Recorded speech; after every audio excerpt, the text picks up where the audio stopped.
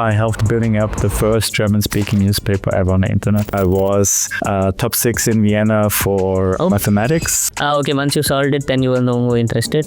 Exactly. Yeah. If the market is shaky and uncertain, go back to Bitcoin. You have to get enough funds that you sustain the next bear market. That should be a goal. It's what was my first job, throwing parties. So I organized some parties even in the main city hall of Vienna for like 10,000 people. It was a lot of fun. That's that. And then you were 16. Trump show kind of helped you to accelerate the things. And it was very interesting seeing the .com bubble crash, and we were lucky that we survived. So hey everyone, welcome back to the aVIRAL podcast, and today we have Chris with us. So yeah, I would love you to introduce yourself. Sure, happy to. My name is Christoph, but most of the people call me Chris. I'm a co-founder of MC² Finance, in developer since more than 20 years already, exited 2 startups, built up a lot in the event space, big conferences, and in the crypto and blockchain scene since about 6 years now. Okay. Focusing on how to push and bring the space forward. Got it. So going a bit back to your early life and your childhood, so where were you born, and then how was your school life? Were you a serious student? Yeah. So born in Vienna in Austria in the middle of Europe. And growing up there, and was, I guess, a good student in school itself. Like I was top 6 in Vienna for mathematics. Okay. And there was a competition, and my math teacher said, you have to try it. And okay. And then I got actually 6th place. But I think it was luck. It was not so, like I love math and numbers since the beginning. So it was not that I trained so much for it. But then I then wanted always to understand how things are working. And so I did a technical higher school where you can basically like learn more than like it was. If you look at like wheels or something, how do wheels turn, how is machine working, and how is a mixer run? From the first principles, basically. The first principles, they were easy, yeah. But then it was like, why has a monitor colors? Like then it was this huge CRT monitors, and you wondered, how does they actually work, you know? And then this LCD, the small ones came up, and I said, what the fuck, yeah? And so that interests me. So I made HTL for Electrotechnik, as it's called in Austria. It's basically a higher technical education. Okay. And in the 3rd year of it, I understood it. I knew how electricity is working when you have like a 500-meter cable, you plug it in and immediately there's power on the other side. And so for me, and then also understood why monitors are working, and that kind of, the mystery was gone. You know, and then I said, okay, but the school was for basically making an electrician out of me. And that was very far away from the jobs I wanted to do. And so I failed in the first class, I repeated it, and I thought, okay, let's try it, because everybody says you should finish school. And in the 2nd year, I then deeply thought, what do I actually want to do? And electrician was far, far away from one of my dream jobs. Okay. And so how you got into it? Like you were just fascinated about those monitors, and then you started it? Yeah, like I did like normal higher school, and I was fascinated about how electricity and technology is working. Why are machines actually, because they're already very complex even like 15 years ago. And so I wondered how this is all working. And so I wanted to learn that, and school is a great way. Yeah. And in the 3rd year, I knew then how these things are working and how these mysteries were solved. Okay, once you solved it, then you will no more interested. Exactly. Yeah. Then my school grades went down like crazy. Was not interesting anymore. And so, yeah, needed something new. Got it. So moving on, like, did you join any college or like what? No, I dropped out actually, like I repeated the 3rd year and then I dropped out. And so I was basically 16 years old and told my parents, okay, this school is not for me. I here have 5 jobs I want to try out. Oh. And after I tried out these 5 jobs, I know what I need to do. And if it's then like studying for it, etc., then I will do it. But I'll need for a year to try it out. What was my first job? Throwing parties. I mean, Okay. 16 years old, you know, like teen, what do you want to do? You want to throw big parties. So I organized some parties even in the main city hall of Vienna. Okay. For like 10,000 people. It was a lot of fun. That's and then you were 16? Yeah. 16, 17? Okay. Yeah. I was not the main organizer, but I was one of the core teams organizing such events. And it was super interesting. Did that basically for a year. And that was also the year where I started development. Okay. And which was very interesting. I mean, back then it was super tough and super early. And then basically I went to the newspaper across from where I was living and said, hey guys, you need a website. Okay. The son of the founder of the newspaper, like a classic print newspaper, said, oh yes, we need a website. Okay, this was like near the .com bubble, something like that, or like That was before the .com bubble. Okay. So it was very early. And so I helped building up the first German-speaking newspaper ever on the internet. Okay. So what languages you used for that? So every morning we were getting the newspaper pieces, we put the HTML together, and then we manually uploaded it to the server. That was very interesting, and then for sure we started to automating it. It was then ASP.NET, also ASP first, then ASP.NET, VP script, so like very old things. If you want to have more advanced modules, and it was a lot of mess with getting all the servers up and running because you configured that the same way and they did something totally different. Back then in the very early days of basically Web 1, how to get a website live. And it was very interesting and very challenging, like running the website when there was a lot of traffic because you kind of had the servers you own. So you need to configure all that. And then what was the source of information back then, like books? Or like, for example, you are stuck somewhere, you have a burgle, you're not able to... We had so for the news itself, we had a team of 60 news journalists, active everywhere and providing us basically the news constantly. So that was nice. For learning, it was a lot of it books, actually. There are some books I would still recommend every developer to read, even if it's an ebook. Well, what's that? Like, for example, there's one I really like. It's called The Mystical Man Month. Okay. It's from the 60s, and it proves why software development will always be complicated. So we solve more of the basic things, but on the level we compete then with the others, because like if I have a website and you have a website, we compete against each other basically. Got it. And the more tools we have now with AI, we just compete on a higher level. Absolutely. But we still compete. And so it basically proves in the 60s already why software development is always complex. And it also proves why adding more developers to a team will not make a project faster. Okay, got it.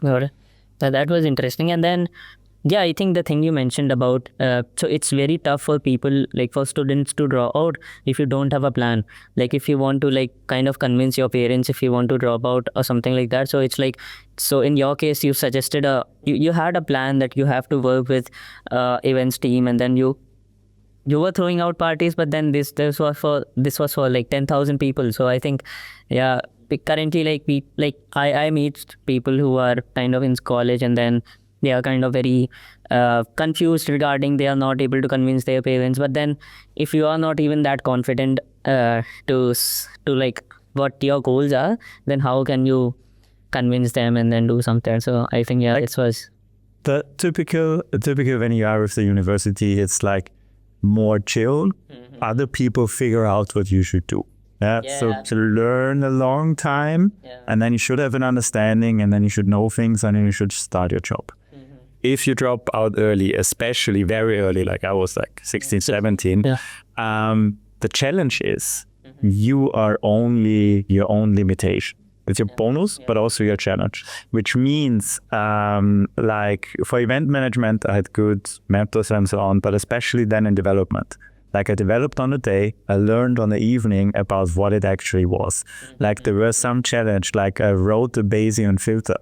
I didn't do the math behind. I didn't learn that in school, like it was higher math needed for it. So I needed to learn what is the Bayesian filter, what is the math behind. I needed to learn the math, and that took me then like 3-4 evenings really going through it. But for me, it was so much better because I knew why I was learning it. If someone in school, a teacher would say, hey, make a Bayesian filter, I would say, why do I have a need? Yeah, you don't have any motive, right? So that's why it's very selfish. Yeah. But then I was in a newspaper, there were a ton of comments. We kind of needed to make sure that these comments are filtered. Like, how can we manage it? So we needed a Bayesian filter. And then I knew what I was doing. And then I was motivated to spend like 3 evenings and nights to actually figure it out, do it right, and then make something cool out of it. So yeah, like I think that 2 things here. It's something like a deadline that you have to finish everything in that. So you're kind of motivated to do it. And then also something like, it's like when you have a goal, then you are more motivated to kind of complete it as compared. For me, it's the purpose. I'm a very tough learner when I don't know why I should learn things. If I think it's not important, I'd rather focus on other things. But if I know the reason and the goal is really valuable, then I love to push in and give like 200%, where other people then just do the normal 100%. So it's something similar to like what project-based learning is right now. So you have a project and then you have some targets, and then so that's amazing. So what after the newspaper website? What after that? So I stayed there for 5 years. And it was very interesting seeing the .com bubble crash, and we were lucky that we survived. Okay. We got an offer for absolute crazy valuations, and lucky us, the founder of the newspaper said, oh, it's not worth that, and declined it actually. Okay. That's why the newspaper survived. Otherwise, it would have gained a ton of money, and then all crashed afterwards. Yeah, that was a smart move, right? Yes. Then after 5 years, I saw that like it's more repetitive. It was again, I don't know why I should have done things, why I should move things forward. So I saw I need to do something different. I then for a year supported a consultancy where we worked with one of the top telecom providers in Austria to create news emails for the first time on your mobile phone. So you had an old email address, you needed to forward your email to this address. The email address costs you $5 a month. Okay. And then this email address was visible and could be read on your phone, but you could not reply to anyone. Oh, okay. But just you were getting email like as news updates. Yes, for the first time you got news on your phone. I mean, it was 2003, so that was very early for everyone to read emails on your phone. God. And it was interesting, it was fun. And then actually some other people approached me and said, hey, there is this new company building up and it's growing fast, and it's a sports betting website. Okay. And they wanted to have me and to push forward, lead the mobile team, because I did mobile before and nobody figured it out. And so I joined it then, and basically... Which year was that? That was 2004. But, okay, so a mobile app company selling betting apps, something like that? There was a web company who wanted to have mobile apps as well. And back then, 2004, it was all black and white fonts. You had like up and down, or you have the keyboard with 1 to 9, and that was it. And then they wanted that on these phones, you basically can bet on soccer games or even ping pong matches. And so they're super fast, and that people can have the time while live matches to actually bet on it. But then what was the, like, which currency, and then what was used as a mode of like exchange there? Like, you had to bet something, right? Yeah, you can get an account, you can load your account, you can even pay with that was a huge thing, fully integrating into the network providers. Yeah. And so you could just basically pay with an SMS. You got an SMS and you replied, yes, I want to. and already your bet was there, and you directly got paid out on your phone as well. Got it. So that was actually very smart, but it was from the infrastructure extremely challenging, because debugging your phone when you only press up and down, Yeah. hell challenge. Yeah, I remember so I remember only that part. Like you can basically load up your SIM, and then you can opt in for certain kind of ringtones or something like that. So okay, in a similar infra, you had all of these betting apps and things. Oh, nice. So yeah, how was your experience there? It was like, I would say, very painful working with a lot of these telecom providers, but very cool being on the bleeding edge of technology. And like, what is the maximum you can do with this minimum tech? Like one very important CEO said on the Mobile World Congress that we made a Ferrari and push it through the technology of like a children's bicycle. Oh, okay. So the technology is the Ferrari behind, but the display was always only the children's bicycle. Like, okay, how can you push that through? And I was kind of out there. Mm-hmm. Yeah, interesting. Like, yeah, you have been kind of doing everything which is like super trending at the time. So yeah, then what next? Like, you were bored with this as well, or? So the company grew massively, like was big time and was super interesting. Another thing that I learned, like I always was the tech geek inside. If there was a super big challenge, then people said, oh, Chris would solve it. Ah, okay. And yeah, I said your bio. Yeah. But the company grew very fast, and the founders had a very interesting culture, because they were always about nothing is black or white, everything is a shade of gray. Be very clear on which shade you're on, and how can you push it forward. So there was no problem that was not solvable. But you just need to figure it out under what setting it would be solvable and how can we create.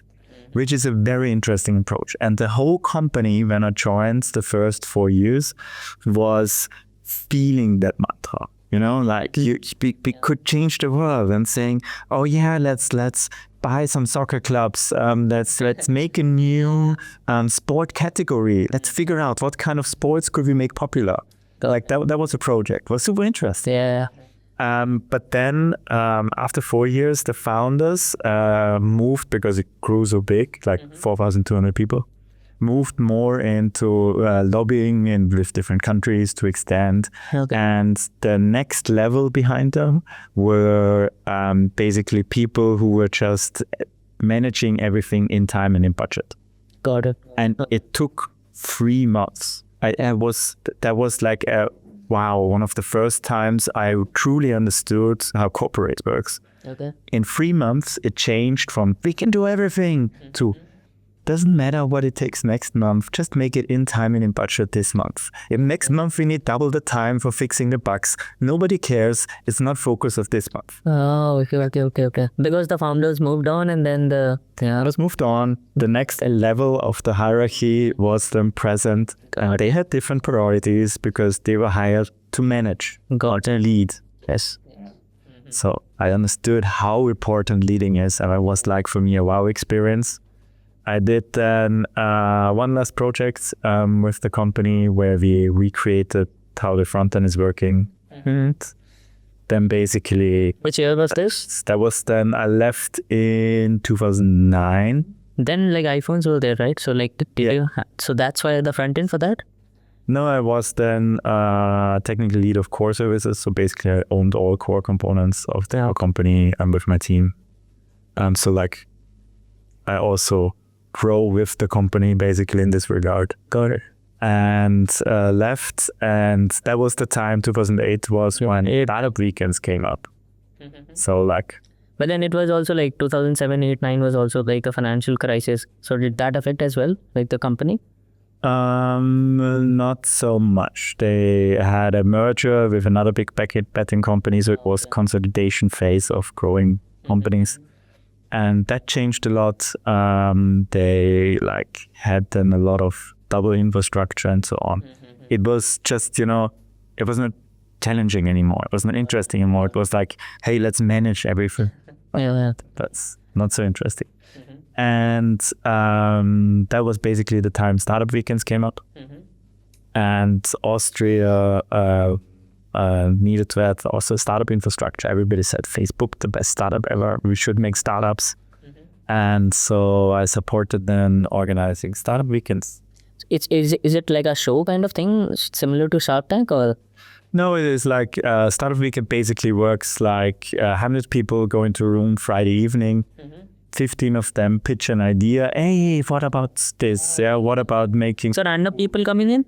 Totally random people. Oh, okay. Hey, what about this cool foodie startup? Hey, I have this tech idea and so on. Got it. And then all the 100 people join this 15 to build a team over the weekend. It's just temporary. And the goal is to push as forward as fast as possible, because on Sunday evening, there are investors coming who then you have to present with a deck, with a prototype, etc. So it was kind of get every phase of a startup as fast as possible for the weekend, so you get a feeling of it. It was not about that, you know, that the startups were not ready to invest on Sunday, but you could move forward much faster and therefore have yourself an experience how much you can actually do in 3-4 days. Got it. So it's something similar to hackathons what we have now, like Yes, it's basically what you would now call a hackathon. A hackathon is more techy, and it's just a tech solution, not a business solution. Startup weekends were more for the business solutions. Got it. So you joined them to... Yes, I helped some organizing, and for sure, as it happened, I found then a co-founder of that who I then created my first company with together.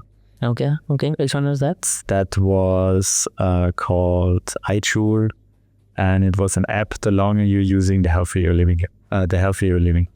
The core thing is it was behavioral psychology, and the basic concept is if I nudge you daily, if I remind you daily, then it's probably very likely that you stick to a habit for some time. And if I just nudge you long enough, then the habit will continue even if I stop nudging you. Yes. So it had this like kind of tiny rules and nudges, like for example, drinking big jars of water after you wake up. And then every day you got a push notification with an info of why is this important. Like for example, if you drink it every day, then in a month, you burned as much energy as running a half marathon. So you can decide to run a half marathon or drink a glass of water every day. Oh, that's interesting. Like providing them insights about why you should do this. So that's to motivate. Yes. So there's 4 or 5 behavioral tricks, and we used all of them and to get you to do it. And there were like 100 rules in the app. And if even out of them you did 10, you had a much better and healthier life. So like it had a monthly subscription or something? What was the business model? Yes, the idea was the first one was free, and we wanted to do then version 2 and give people a monthly subscription. But we then had some partners who more or less screwed us. They promised us too much. We totally focused on working with them in the mobile com sector. And then they said, oh yeah, we don't care about it anymore. And then basically we ran out of funds and needed to change. But it was very interesting. Learned a lot also, like how to handle partners, how to handle marketing, first startup. Yeah, because you are the first co-founder, you were there. So yeah. Yes, first try. And then afterwards I ran the startup weekends, but on the move. Okay, like you were like figuring out different stuff as well as managing something. We launched from Amsterdam, Sunday 8 in the morning. There were 30 people on the bus. Nobody knew each other, and people said, hey, what is my idea? Let's get it started. Let's make a startup. And you go again in teams. Then you were driving off through a ferry, and we were then in, I think we drove to Oslo, but I'm not sure yet. But we basically drove to the Nordics. Then we had their dinner. We presented our ideas with the local startups. Next day we went for lunch in Berlin, presented there our startup ideas, and then we had already pitch decks.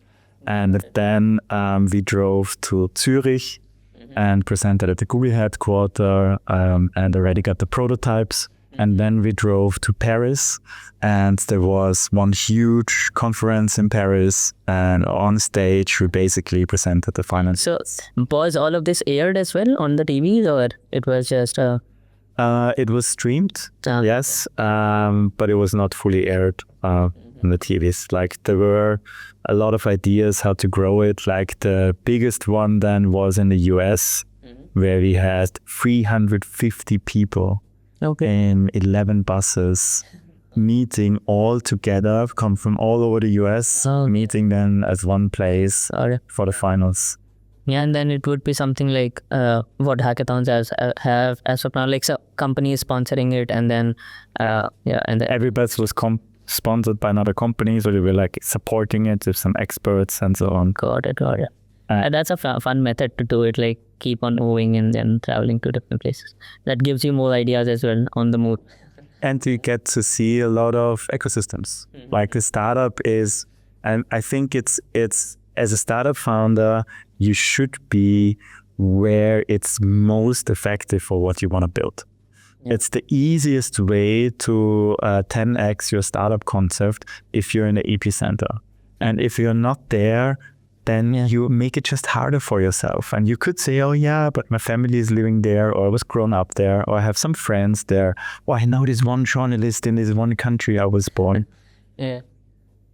Yeah, it's different. The feedback, the mentoring, the advisory, it's 100 to 1 if you're in the epicenter from. Yeah, just like now we are here. So I mean, that's also why we're here at the Network State and the Network School, because of so awesome speakers coming around. Yeah, really clever people to meet every day, who actually know what we are doing.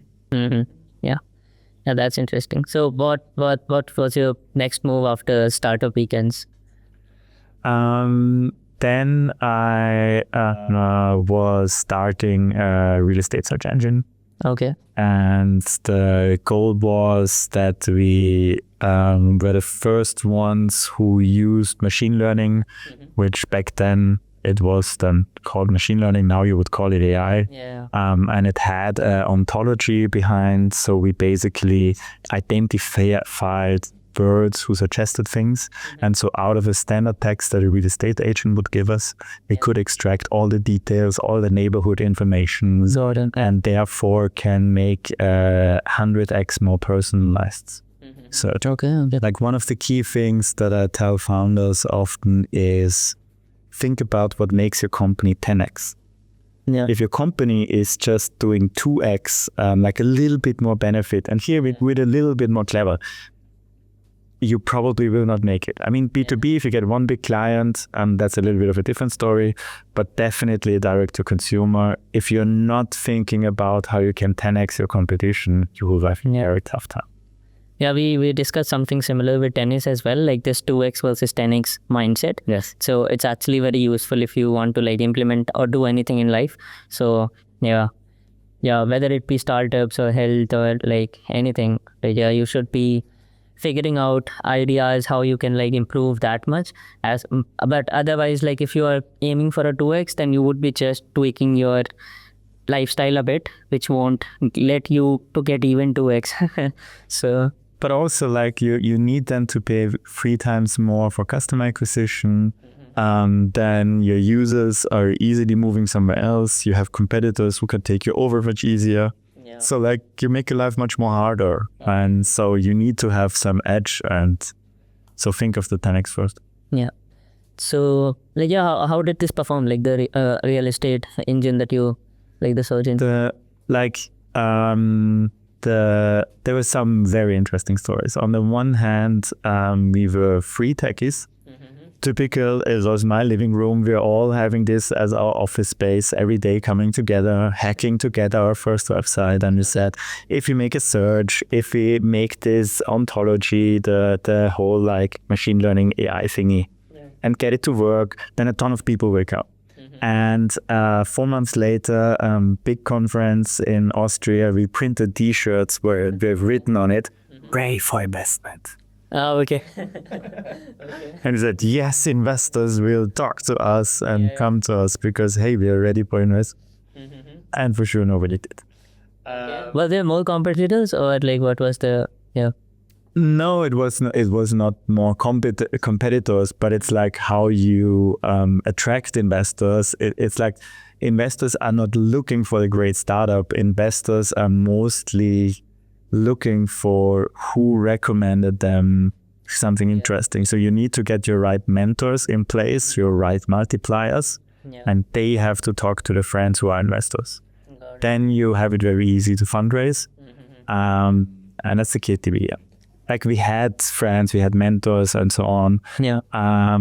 But it was very interesting. And we then 6 months later raised the first round. Okay. And then one of the investors who invested, he looked at what we did. He was a super deep techie. It's really great to have him on board. And he looked at it and he said, okay, basically we make a search, we just crowdsource out of the internet every real estate property there is. And he looked at our technology, which always, it was not perfect. Back then AI was very bad. So it was a lot of fiddling every day. And he said, okay, guys, if I would sit 6 students every Monday who go through all new properties who came on the market and make it perfect, wouldn't you be faster? Okay, yeah. But then it was... And it hit us. He was right. It was this thing of do things that don't scale, which is popular, but most people don't understand what it means. Yeah, we built for a year a super amazing AI engine, which was only 90% perfect. And then there's this guy coming saying, hey, if you would have had 6 students in a week, you would have had perfect content instead of building it for a year. You could focus on the website, on customers, on grow, instead of focusing on a ton of tech, which never is perfect. Yeah. And that's, I think, what is the core of do things that don't scale. You need to figure out how to present the product as fast as possible to the right user. And then work out the things behind. Because if you hit product market fit, you have it, every tech problem becomes easy. Yeah. Yeah, I think so have you watched that Silicon Valley, it was a TV show, I guess. So in that as well, there are so many things which can be relatable to a startup, and it's the investor thing as well. You should have an investor who is kind of promoting it, and then so other investors would kind of FOMO in and then invest much more than So and then the second part as well, to find a product market fit. So that is exactly the same way. Most of the startups where Balaji invests in, it's because it got recommended by other people in the area. So it's actually tough to get directly an investment from it, mostly because someone has to say is leading. Hey, can I join as well? Because you would give great advice. I think it fits yours as well. And then he says, Yeah, it's mostly some lead investors leading the round, and then he chips in some. Interesting. So and then what was your next move from the real estate engine? When and which year was this? That was, I moved away, I think 2040. Okay. And then moved actually. A friend of mine, he built up a project which was about value-driven marketing. Also super interesting concept. Value-driven marketing basically is if you only push your values and never your message. Something what Apple does? Then it's a lot about what Apple does. Then people come who actually care about the same value, even if your product is not ready yet. Got it.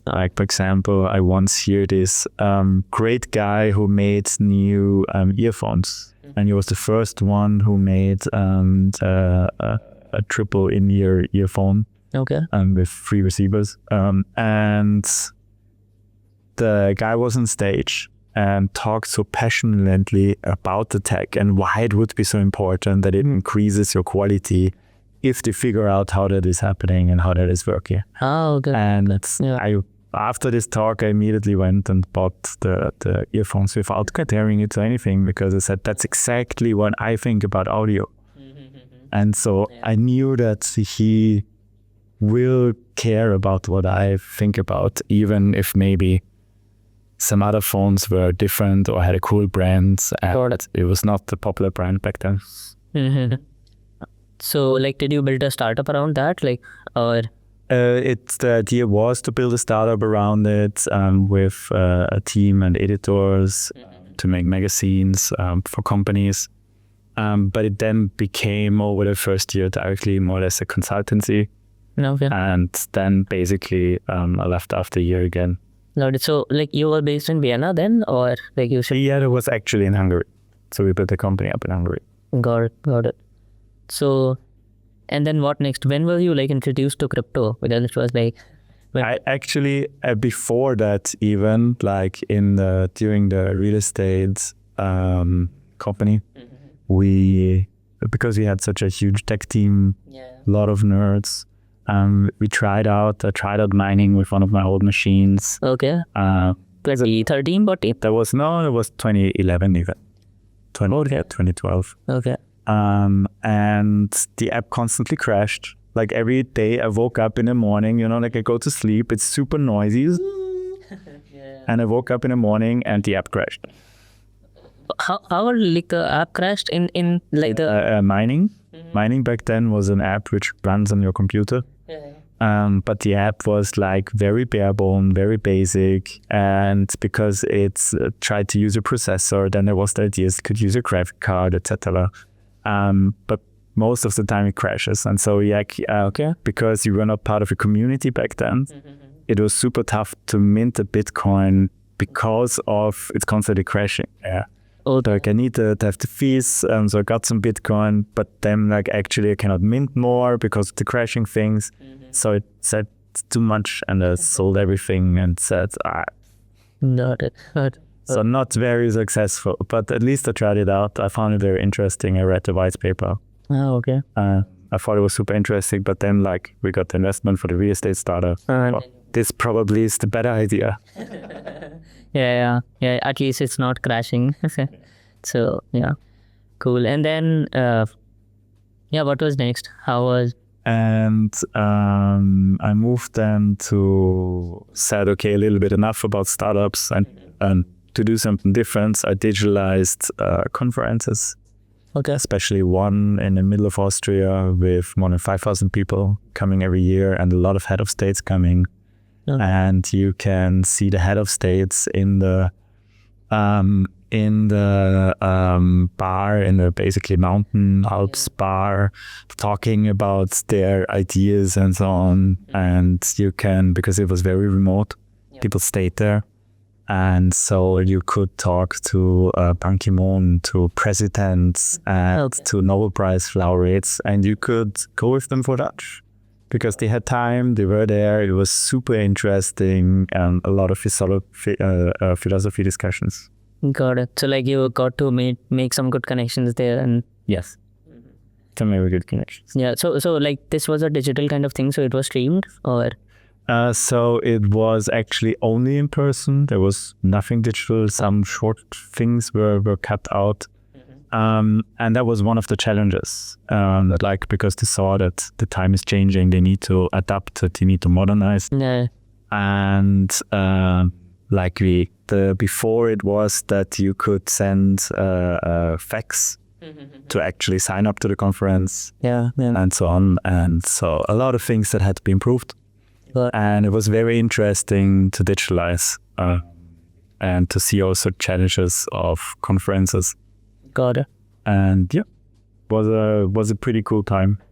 And then so what was your first crypto, like a startup or a thing that made you come back to crypto then? Because so there was a layer 1 chain who was focused on fashion and culture, building social networks. And they asked me to support and to advise them. Like actually, what was before is my partner, both my wife. She started in building up investment funds It's basically first one in Vienna, then in the one in Munich, where she supported the team in building up the deal flow pipeline and startups. Okay. And on the second one, one of the partners always wanted to invest in blockchain and crypto. Got it. And so she got a lot of the deals, a lot of the understanding how they're working. And as I'm the techie, I get then always the questions and saying, hey, what do you think about this tech? How is this tech working? And so I spent then also the time to truly understand crypto. And so this was around like 2017? That was 2018, 90. Okay. And and basically that was the time we both more or less went down the rabbit holes to truly understand what does crypto mean. And she also, with the company, invested into Sorare, which was the biggest Series B ever in Europe. Okay. And it was basically soccer NFT cards, so you can collect. So we'll just got it. And we thought this is as retail as it gets. Now the masses is there, crypto is ready for going mass market. And they decided we want to be fully into the environment, and so we stopped everything we did in How-To, web tech, events. I fully moved into the crypto space. Worked then, for example, with the layer 1 for fashion. What was the name? It was One Chain. Yeah, okay. Got it.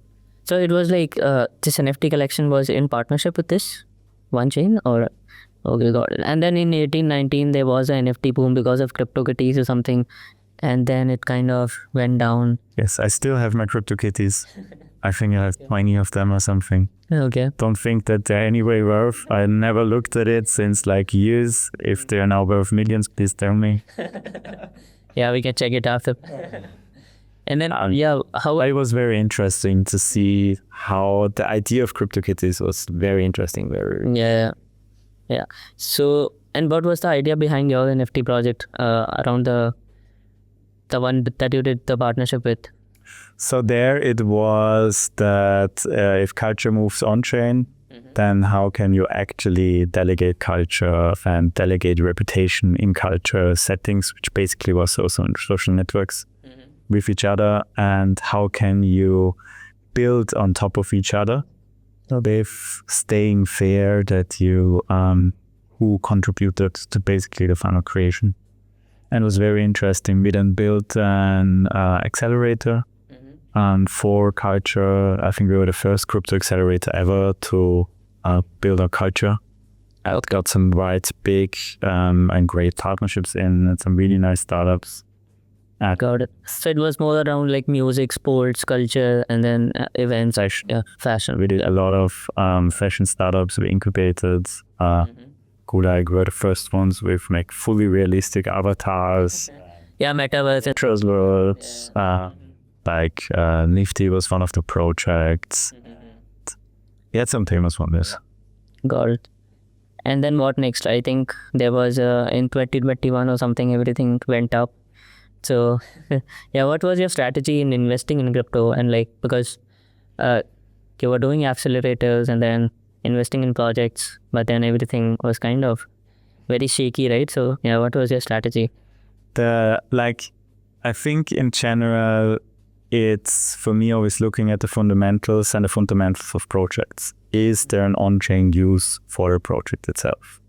If there is, because most of the projects, there is this phase, this gold rush phase of a super growing market. You can just throw money anywhere and it may roll. Because the world has FOMO and there's a limited amount of available. Like even if the Bitcoin should become a world's currency, it need at least to go like 500,000x in value. Yeah. So will it become one? Then it definitely will get 1000x. Will it not become one? Then it doesn't need to be.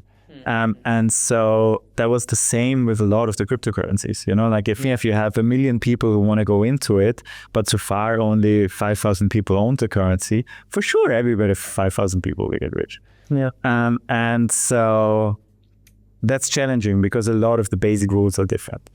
And a lot of people hope that, oh, I don't need to contribute to blockchain because I just wait out until the next gold rush happens. Yeah. And now, like 4 years later, it did not happen, and everything is kind of disappointed on why didn't it happen. But in the end, if you focus on the fundamentals, you always know before what of the projects will actually grow forward, which will lead, because if you have true on-chain economics that are working well, then you definitely will do well if 1 million more people come into the ecosystem. Yeah. On others, maybe there's like, rug pull, the founders decide to fight, or there's a hack. But there's a lot of things where things can go wrong. Yeah. And so I'm always looking back at the fundamentals. And if the market is shaky and uncertain, go back to Bitcoin. Because a lot of people think about what was the why Bitcoin, because it cannot do anything with it. But the benefit of Bitcoin is that invented the concept. Yeah. And this invention is worth a lot. And so it's the default currency who never had a hack and still works very similar. So you can be very sure that if you have a Bitcoin wallet and you have it safe, that your assets are safe. Yeah. Yeah, absolutely. And then, what was the other categories you were looking on apart from, because in the beginning you were kind of more into events and then culture, music, and then NFTs, and then they got a major hit, right? During all the categories got a major hit during the bear run. But then, what did you learn from your first bear season or something which you, yeah? So what did I learn from the bear season? The discussions are very different. And the most interesting thing is you get to know the true builders. Because they still discuss. Everybody else is gone. So you go to a small meetup and you actually meet 10 really interesting builders. There's no marketing guy who is trying to get all the contacts. And so actually it's a very nice experience to build in a bear market if you can. So that's the challenge, and you should, especially now as we probably will hit over the next 1.5 years, the next peaks, you have to get enough funds that you sustain the next bear market. Absolutely. That should be a goal. It's not like to make the max money now or whatever, but the project needs to survive. And if you do that, if you focus on that goal, then I think you will do well in the bull run afterwards. Yeah, so that was pretty cool. And it was also very interesting to see, with Marine, actually, my partner, she was on the advisory board of the BBC during that time as well. And we successfully stopped that the BBC creates their own blockchain. Okay. Were they planning to create one? Or okay. And this was in 2019 or something? It was, I think, 2021. Oh, okay. Everybody created a layer 2, everybody created something. And there was the discussion of, would it make sense to have a national blockchain, that a country creates their own blockchain? No, it doesn't make sense. Because the thing is, it should be public verifiable. Why should you have a national one? You should build on top of existing infrastructure. That's why it's public. And absolutely. Yeah. And so was very interesting on the time. We also worked with the European Union on DAOs and online communities and how that is working. And we understood how bureaucratic the EU is. I thought it's okay, there is bureaucracy. It's very big, so not very complex, but it's totally going under in bureaucracy. So it's very tough for the EU to do something in a way. Yeah, but I think now with Trump kind of pushing the narrative to some sense, the other countries would also try to copy it, and then the things Trump is doing is kind of very different, by launching a meme coin. But the thing is, he's changing the speed.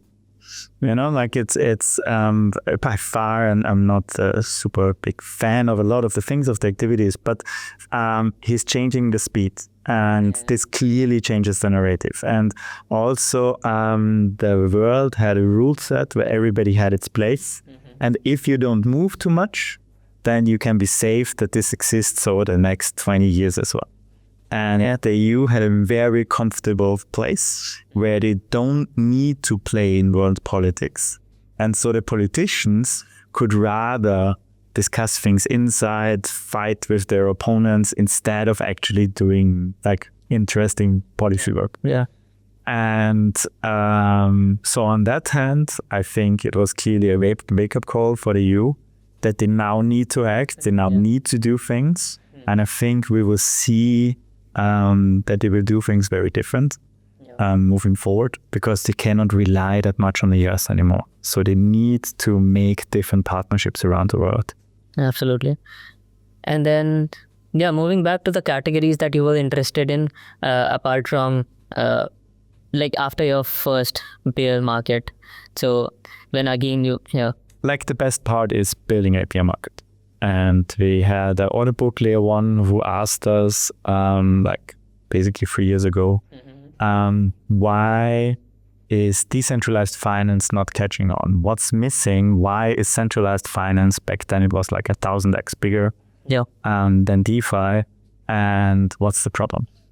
And it was a super interesting question, and we got with our team together and started answering it. And the core thing in the report is institutional compliance and simplicity of use.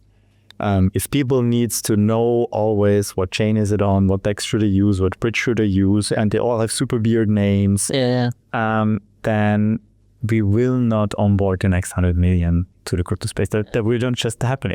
And on the other hand, if you want to go to big capital, it needs to be compliance to institutional regulations.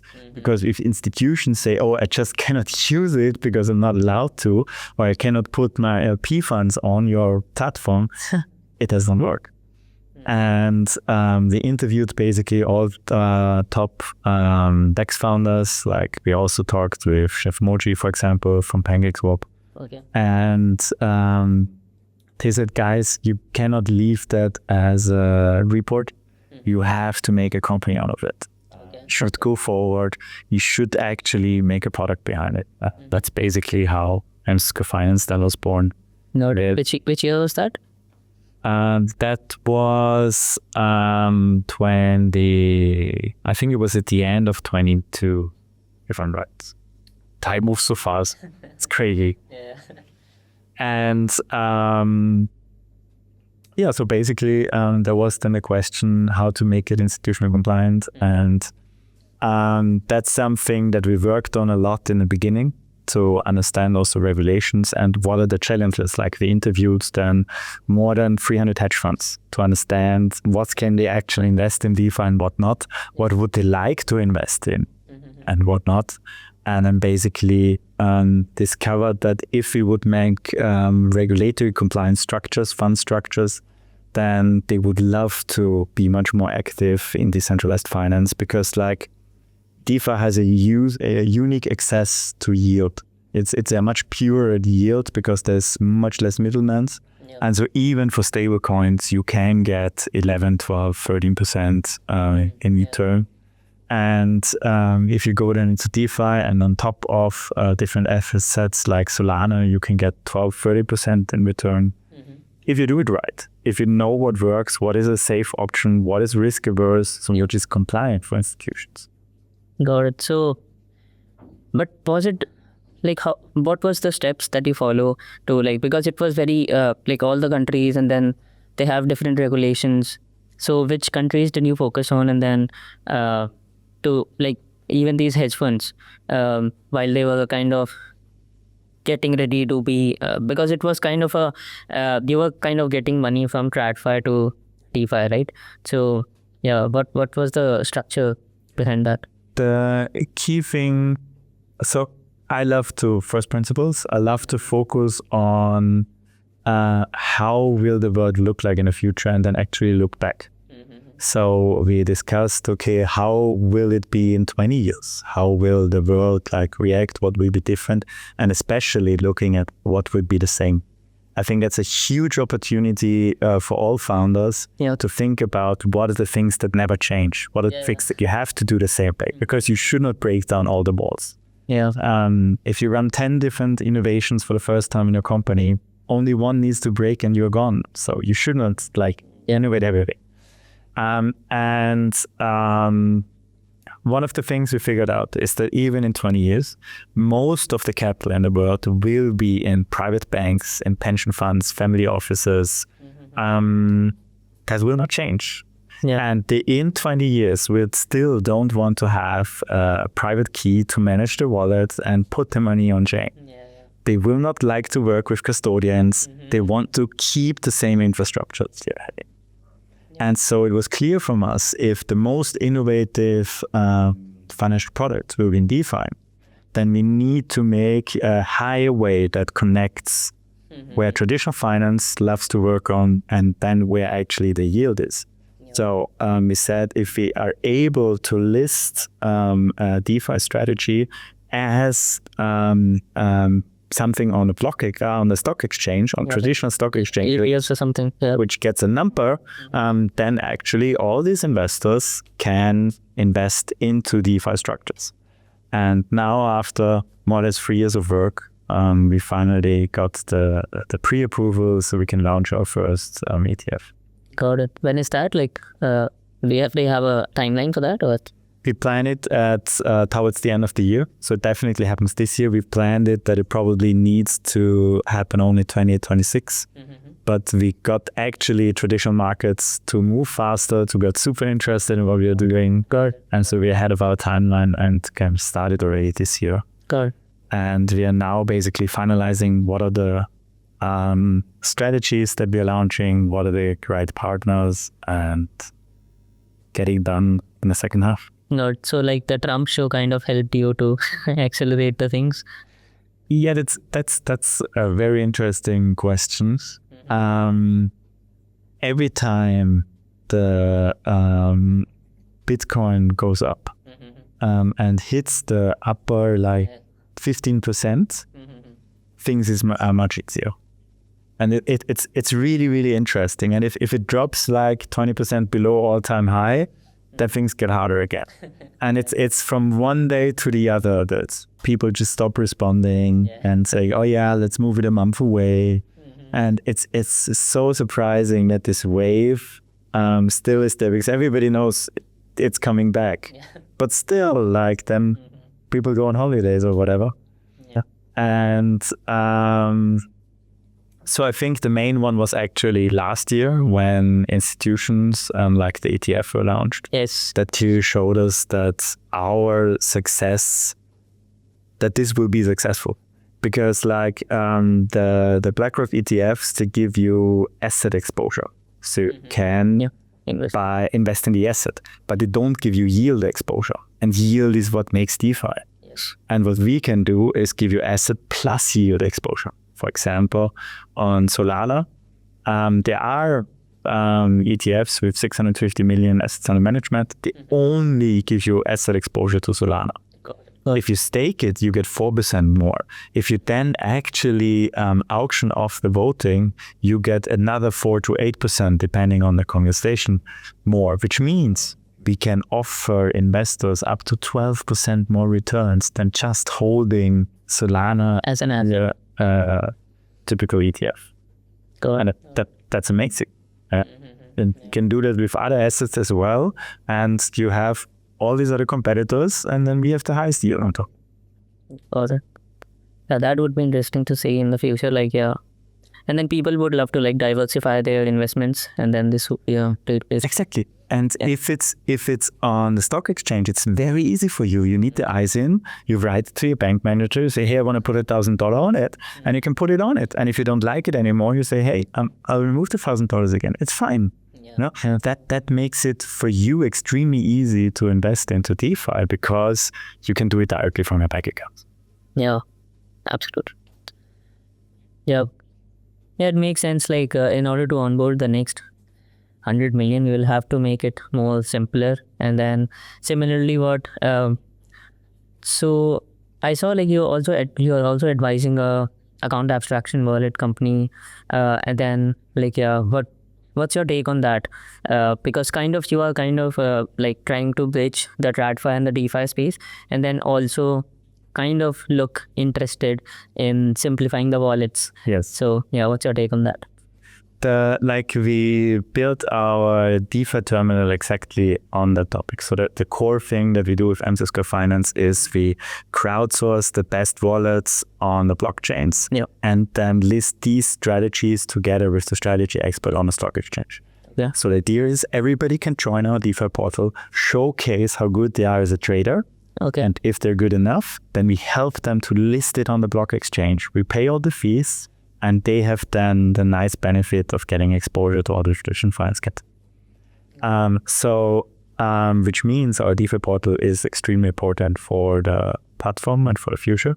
And we have there now 28,000 users on the platform. I think it's about 200 million of assets under protection. So it's not our management because it's fully not custodial. It's decentralized. Everybody has their own wallet.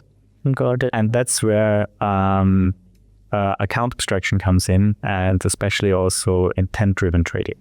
The challenge is how you have to sign a transaction on what you actually want to do. Is if you have your assets on one chain, you need to change the assets, you need to bridge it to another chain, you need to invest into a protocol, you need to make 4 or 5 signatures. Yeah. And how we did it, especially with account abstraction, is that you can have multiple assets. Like you can say, I want to buy Bitcoin, Solana, and some base meme coin tokens. Everything like 33%, I'm going to put $100 on it. And I have my assets only as, a meme coin existing on BNB chain. And with our technology now, you can just sign it with a single signature. So it's the same on a centralized exchange. You say, hey, this is what I want to do. You click a button and I say, do you really want to do it? You need to confirm it with something. Yeah. And then it executes it. And we can now give you the same experience, but stay fully non-custodial. So which means there is no centralized part that takes control over the assets. Noted.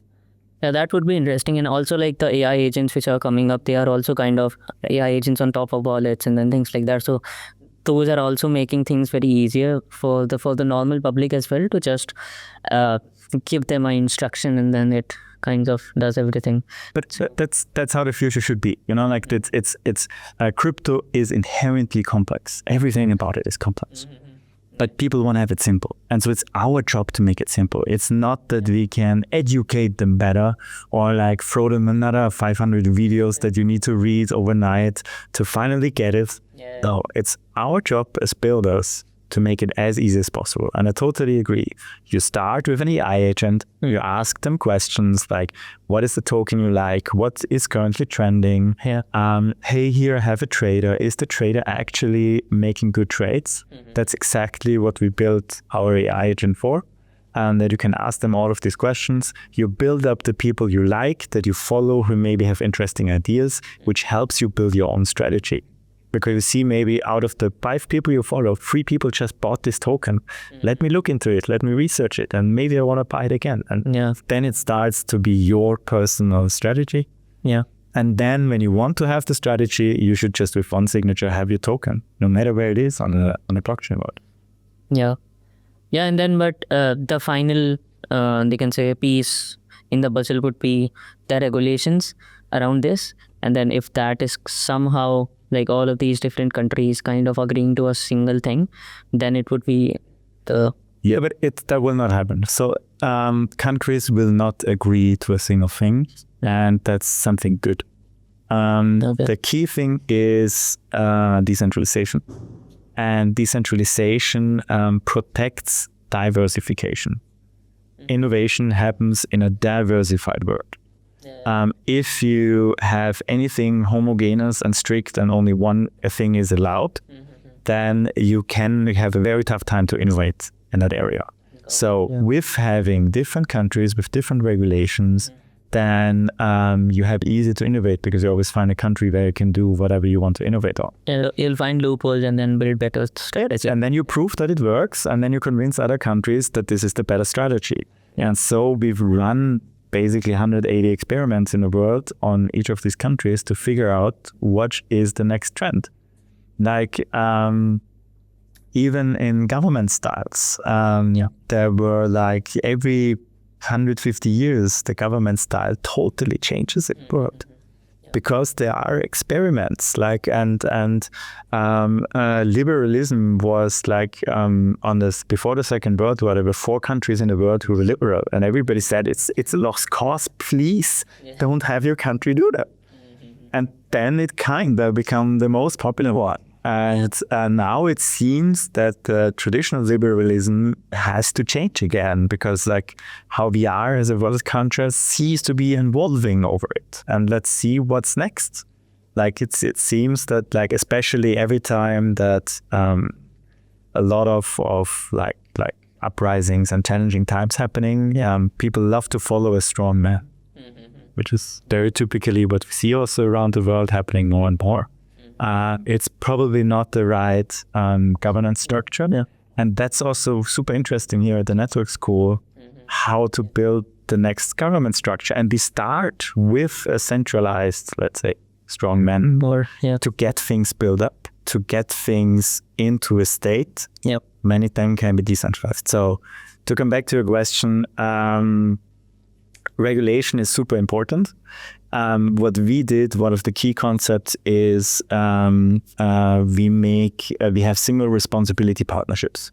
So it's about 8 different regulatory groups that we fall into when we list a DeFi strategy on a stock exchange. And for every one of these, we have one partner who is really good at this one thing.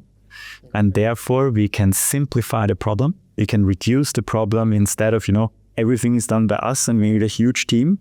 We have exact partners, and these partners can change per country.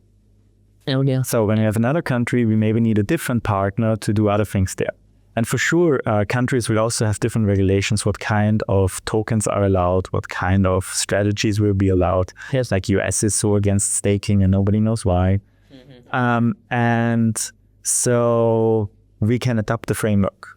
The success from our company is not because we launched 5 ETFs.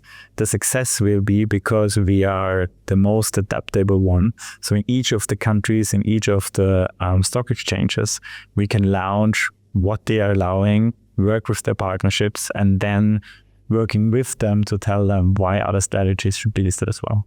Got it. Yeah, that's actually the best thing to do as of now, because all of these countries having different regulations, and then you'll have to cater to the audience accordingly. So the governance part that you talked about right now, and then we are here in the network school right now, and so I would like to know how you came to know about this, and then your first interaction with the network state or something like that, where you saw it. Actually, we were in January already in Bali, invited by the Solana Foundation to the Solana Temple. Got it. Was 1 month there. Also a small build a community together, moving things forward. And it was one of the organizers who told us, hey, the Net Answer is happening and you guys should apply. Got it. And so we looked at it and we said, yeah, sure, sounds interesting, why not? Actually, it was more because it happened to fit also our schedule, because there was next to none information available. One of the things that really convinced us was how Balaji actually put it out on what kind of topics you want to have discussed, what kind of lectures you want to have at the network school, and he's about, that's really different, that's a curriculum that totally fits what we really enjoy. And so it could be very cool to stay there maybe for a month, let's see. And we came, we were surprised about the community, about the culture. It were some very interesting talks, and how they optimized the setting of living. It's you don't often realize how many manual things every week has in your day-to-day life, typically what you need to organize, and how much of these are here actually taken care of by default. Yeah. And so you can focus more. You have more focus time. You have more time to focus on what you care about, like doing some sports or organizing a tournament. Yeah. And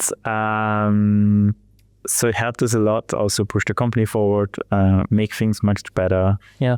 And this is something that we really, really enjoy doing. And so we definitely stays our moments. Got it. And then, how do you see these network states evolving in next 5 years? And then there are so many pop-up cities which are also coming up. Like, I've heard about Prospera, which is also doing something similar. But then, they have been here for 4 or 5 years. And then, how do you see these network states evolving? Like it's for me, the general concept, and as you can discuss it as a special concept, or as the general concept of these like states in states. Yeah. And I think it's a natural progression of closed communities, because you want to feel special, you want to feel heard, and you want to have a setup that fits your needs.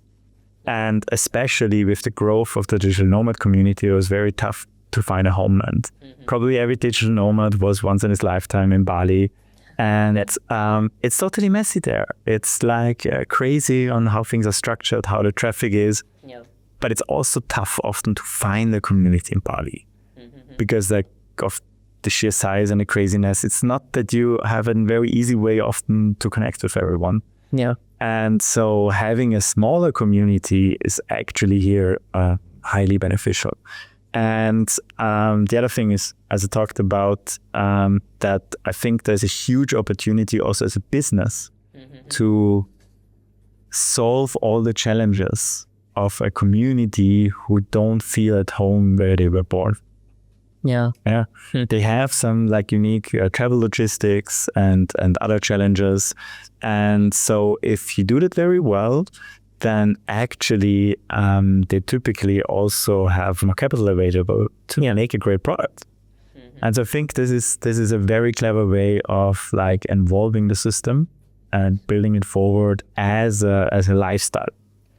But that's exactly not what like the network state wants to do, and 2-3 of the other concepts who want to more or less create a high performance environment to build something that actually can like bring technology, bring also like mankind forward. And so I think that's a great way of combining that as well. Because how we built things in the past will probably not be the right way how we can build it in the future. And so if you have like crazy tech company, then you probably in 5 to 10 years will have to choose which is your like network state hub or similar concepts. There you think you feel most at home and where you can actually push product forward. Because you will need the support area that you only get at these things we're actually living. And then also, what do you feel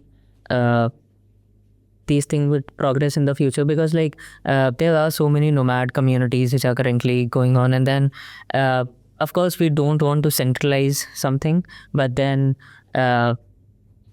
won't it look like a dictatorship kind of thing in the future if there is a single brand which is kind of evolving all around the world? And then so culture happens for the rules we set in the community. It's like if you have full total true anarchy, then you cannot live together. There is just no way. So you need to start with self-rules.